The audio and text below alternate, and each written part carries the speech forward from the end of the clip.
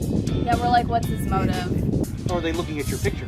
This is what I'm talking about. This is exactly why. So, first off, as a Catholic, you might want to tone that down to the point of 0. Thank you. Along with that comes patience. The women have to be patient with the men, and the men have to be patient with the women.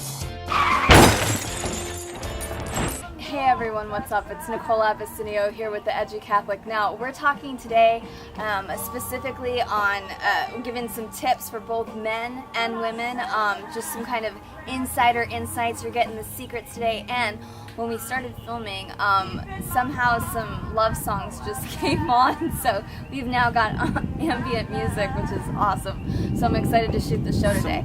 Some old Motown R&B here.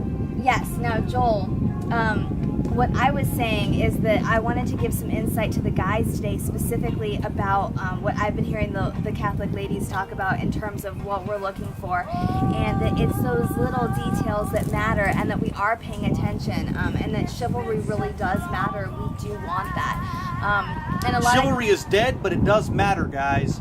That's where we're at right now. Listening is so important. Listen. If you are interested in a woman, really hear the things that she's saying that are important to her. And if you ever heard the saying, the devil's in the details, this is so true, because that is where things get messed up. If you hear these things, these little things are really important to women. So take note of them. If there was something that she liked, I don't know, I'm just throwing things out there, a certain candy that she liked as a child or now, or she has a birthday coming up, or perhaps there's a specific event that she likes to go to, or something that's happening, or a musical band or something. These would be really amazing ways for you to gain her trust and her interest. It could be something very, very simple, where it's never about money or what you're spending, but like if you spent $1 on that candy and you brought it to her, she's gonna see that as a gesture that you were paying attention and that you listened to her and that you remember. You guys have to remember that that women oftentimes have been kind of bombarded by guys from the time that they hit puberty, so somewhere between 11 and 13, or gosh, maybe even younger, that guys were approaching them from an impure angle, and an angle that that is not it's not of God. Women naturally pick up on it, guys, when you're only there for sex.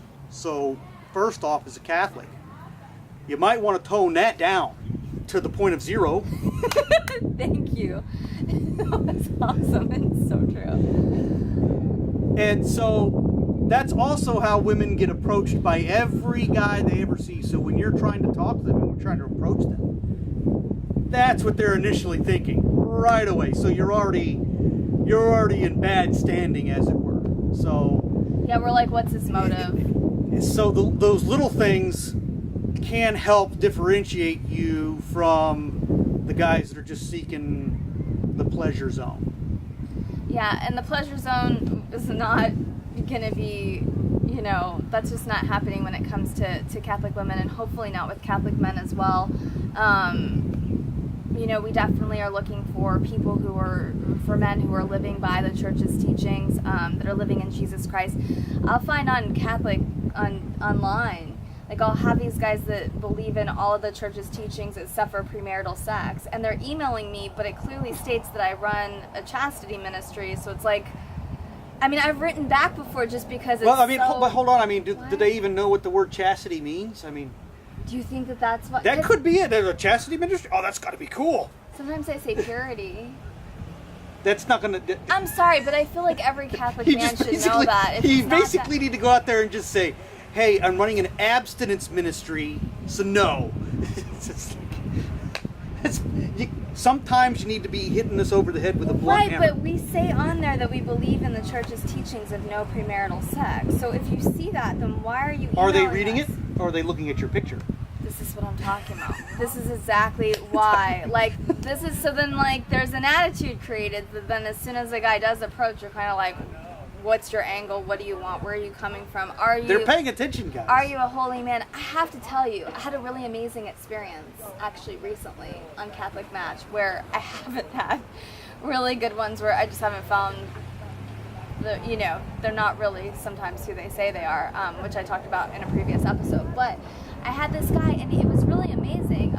We had talked, and he was letting me know, he's like, listen, we just started talking, and he's like, I'm still struggling with sexual sin, and so I'm going off of the site for now to go battle Satan.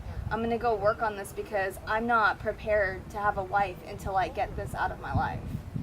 And I was like, yes, like, thank you. You're, like, that's amazing. That's what men should be doing. They should be honest.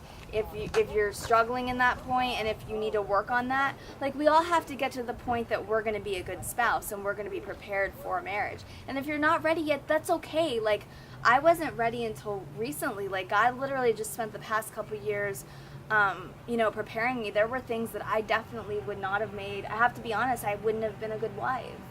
I didn't have, patience about things, and I also still had to work on, Patience, whoa. Yeah, I have a lot of patience now. Well, it's a gift of the Spirit, right? So yes. These are all things that we had to develop, but I have... But my thought with that, with what I just went through, was every relationship, especially if it's going to be a long-term serious commitment, especially if you're talking about marriage, it requires so much patience. My favorite author, C.S. Lewis, he said this. He said, there's a sword drawn between the sexes. They're at odds. And it takes a whole marriage to reconcile them. So, along with that comes patience. The women have to be patient with the men, and the men have to be patient with the women. And one of the big things that I see, and I have seen about relationships between men and women, is that the two sides don't know how to communicate and talk and listen to each other. Women don't listen, men don't listen. We're both guilty. And so there takes a great amount of patience to work through that miscommunication. Thank you for that. I mean, these insights are good, and I think they're really going to help everybody that's watching as our audience continues to learn and grow, as we're continuing to learn and grow as we go along. And yeah, we just thank you so much for joining us today. This was an awesome episode, and I think I'm going to have Joel back. This is great. I think there's a lot of, I really appreciate a lot of where you're coming from, and I think we will continue to make better communication between Catholic men and Catholic women, and hopefully there'll be a lot more marriages for it. Thanks so much, guys, for joining us. God bless.